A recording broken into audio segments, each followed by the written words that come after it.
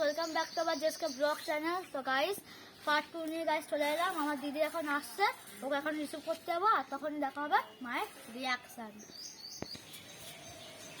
তো hello guys, আমার দিদি এখন চলে এসেছে। দিদি তো নামটা বলে দেয়।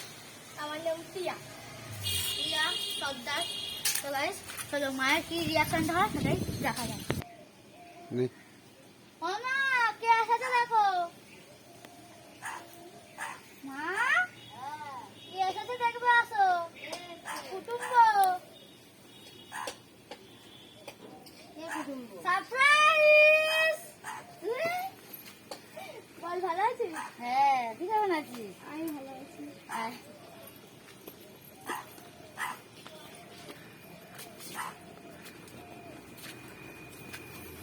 আয় বল।